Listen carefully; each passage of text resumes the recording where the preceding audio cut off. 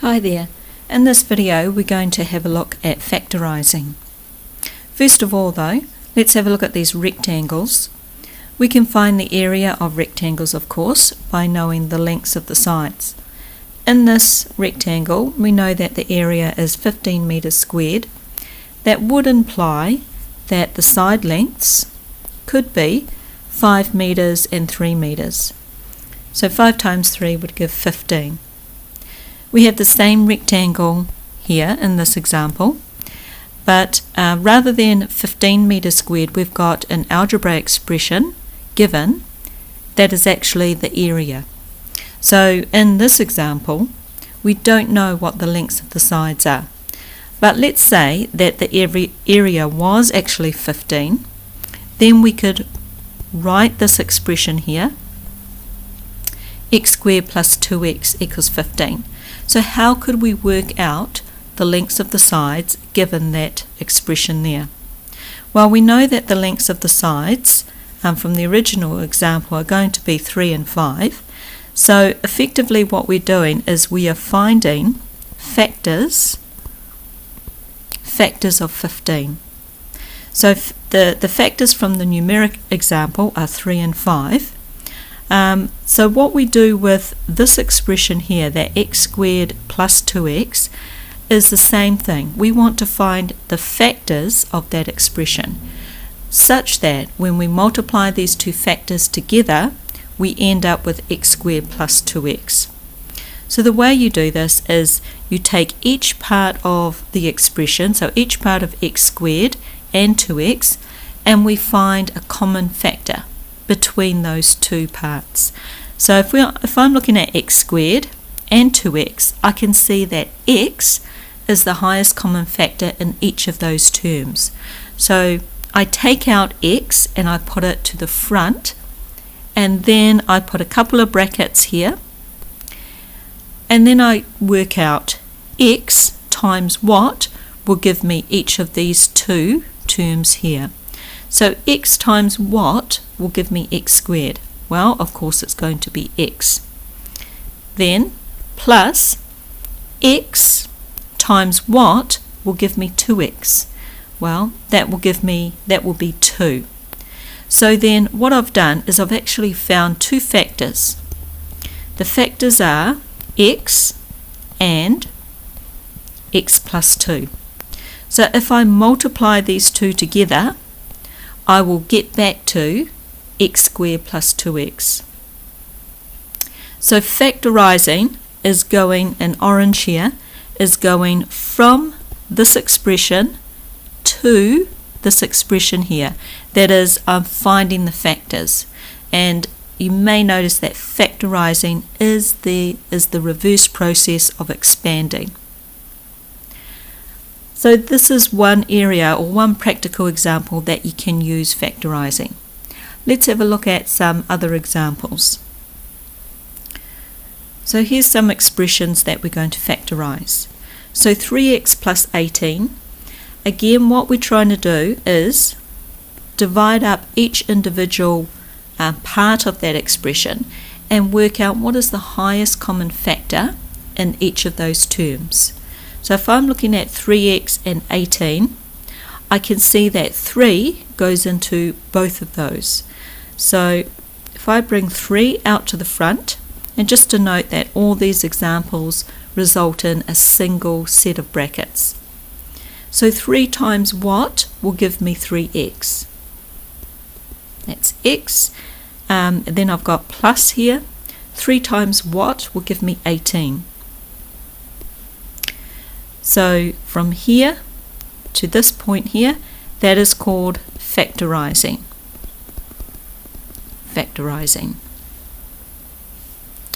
Okay, second example. I've got negative 2x minus 18. So I've got some negatives here, and I'm seeing that the highest common factor will be a factor of 2. And I'm going to bring out the negative as well, so negative 2. So negative 2 times what will give me negative 2x? That will be x. And negative 2 times what will give me negative 18. So I need to put in plus 9 here. If you were to expand this out, you will get back to negative 2x minus 18. Okay, third example. Here we've got 3 terms, but we still find the highest common factor between each of those 3 terms. So looking at these 3 terms, I can see that y is the highest common factor. I've got a y there, got y squared, so I need to take out y from there, and then I've got y in that term there. So if I bring y out to the front, put my 2 sets of brackets in, y times what will give me xy? That is x. Then I've got minus y times what will give me y squared. Need to multiply that by y. And then y times what will give me x squared y. That would just be x squared in there. So this expression is the factorized expression. Okay, moving on, a few more examples. X squared plus 7x, I can see that x is the only common factor between those 2 terms. So x is going to come out the front. X times x will give me x squared plus x times 7. So x bracket x plus 7 will be the factorized form. Okay, this next example, remember we're always trying to find the highest common factor between the 2 terms. So I've got coefficients in front of each of these terms here. So looking at 2 and 10, the highest common factor between 2 and 10 would be 2. And then I can see I've got some x terms there. So I've got x squared here and x here. So I need to pull out x from both of those 2.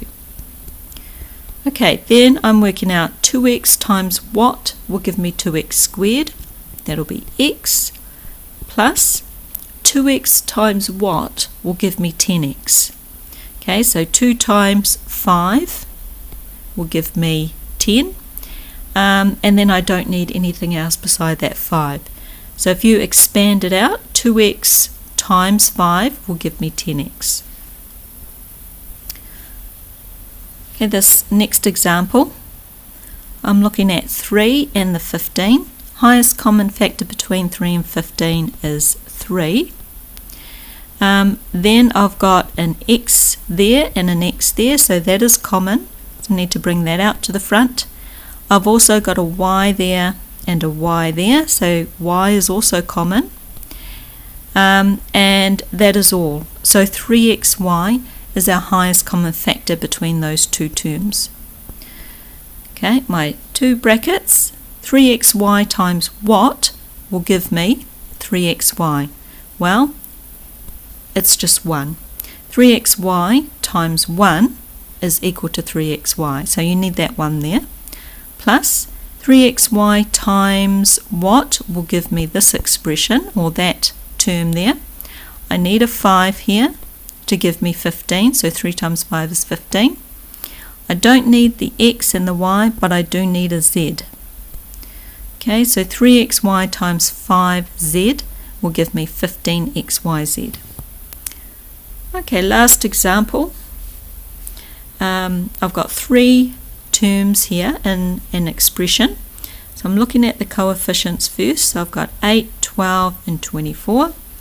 Highest common factor between 8, 12 and 24 would be 4. So bring 4 out to the front. Then I'm looking at my p's. I've got p there, p squared there and p there. So the highest common factor that I could bring out is just p. And then I'm looking at my q's. So q squared, q and q.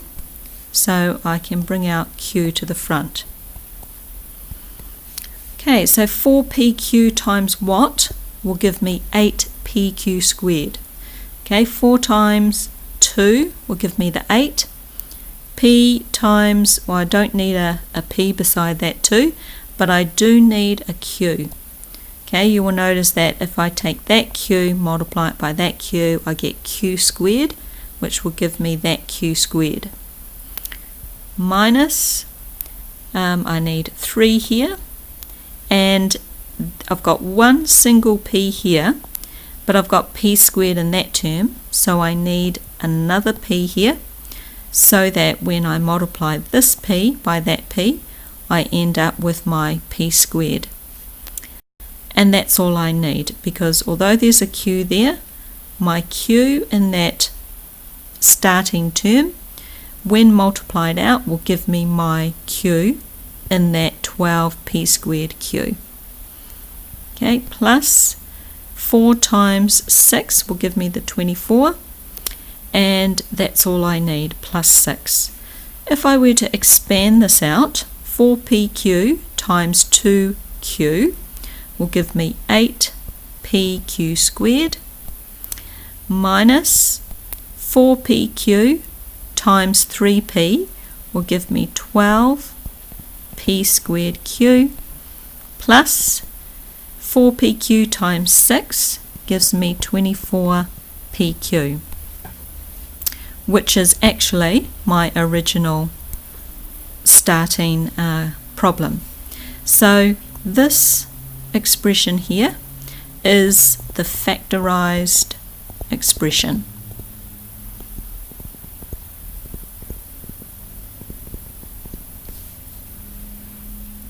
So the whole point with factorising is you're finding the factors such that when you arrive at your answer, you've got two factors. When you've got single brackets, you end up with two factors, and these factors look like a sort of like a term at the front of the set of brackets, and then inside the brackets you have another factor that's an algebraic expression such that when you multiply whatever is inside the brackets with the term outside the brackets, when you multiply them together, you will get back your original question.